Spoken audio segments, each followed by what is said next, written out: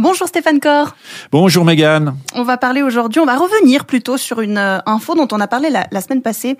C'était en Suisse, dans un haras, on a cru voir un voleur. Du coup, une dame a partagé des captures d'écran de sa caméra de vidéosurveillance où on y voit, et c'est ça l'info qu'on va revenir aujourd'hui, on y voit le haras, ses alentours, la propriété privée finalement de cette personne sur Facebook. Alors elle pensait bien faire en mettant la photo de son voleur. Finalement, on voit plus chez elle que son voleur, hein.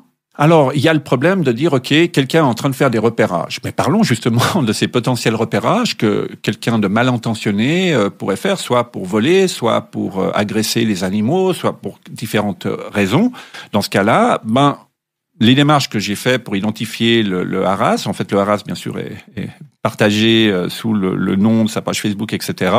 On retrouve le haras sur Google Maps. On le retrouve aussi dans une page professionnelle Google et on le retrouve sur les réseaux sociaux. C'est-à-dire que dans ces différents lieux, il y a aussi énormément de partage d'images. Alors, premièrement, Google Maps. Avec Google Maps, on peut avoir accès, dans certains cas, à Google Street View, donc une version réelle de l'établissement qu'on peut voir sur certains angles, en plus de la superficie de l'établissement, des différents points d'accès, etc., où il se trouve exactement les routes qui permettent d'y accéder ou d'en partir.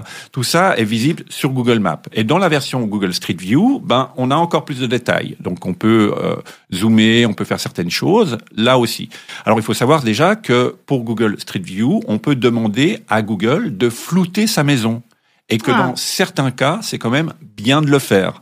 Après, il y a les pages business, c'est-à-dire que quand on tape, par exemple, l'adresse ou on tape le nom du haras en question, de l'établissement en question, il y a une page Google qui s'affiche avec la manière de s'y rendre, sa position sur Google Maps. Et puis, des fois, il y a des photos prises par les gens. C'est-à-dire que vous allez dans un endroit, Google vous dit cet endroit existe chez moi, voulez-vous y ajouter les photos? Et puis là, il y a plein de photos du haras avec finalement toutes les photos qu'aurait pu prendre quelqu'un qui fait du repérage, elles sont disponibles ici.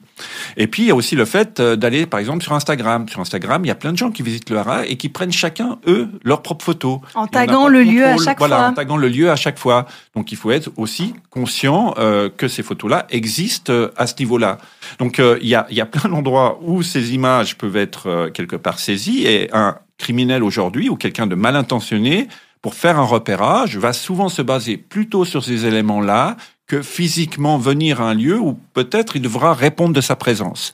Donc, ça ne veut pas dire que tout le monde le fait non plus dans le côté criminel ou mal intentionné, mais en tout cas, une partie de ces criminels vont agir plutôt en utilisant les plateformes sociales. C'est pour ça qu'on vous dit, ne partagez pas vos moments de vacances quand vous êtes à l'extérieur de votre domicile, parce que ça veut dire que finalement, vous n'êtes pas dans votre domicile. Après, il peut toujours avoir des systèmes de surveillance, mais toujours est-il, on doit être conscient qu'aujourd'hui, le numérique apporte une plus-value pour des gens qui sont pas forcément bien intentionnés et que de se reposer uniquement sur quelques images de vidéosurveillance ne va pas régler le problème si on ne le prend pas dans une dimension qui prend en compte justement tous ces éléments qu'on a cités.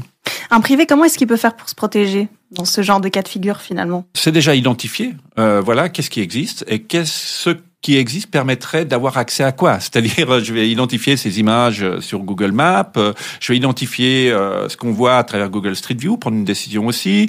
Je vais voir, suite au hashtag ou les photos ou quelque part qui font référence à mon établissement, qu'est-ce qu'elles indiquent, qu'est-ce qu'elles donnent comme information.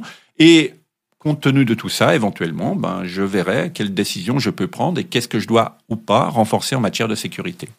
Merci beaucoup Stéphane Cor pour cette chronique très intéressante. À la semaine prochaine. Merci, à la semaine prochaine.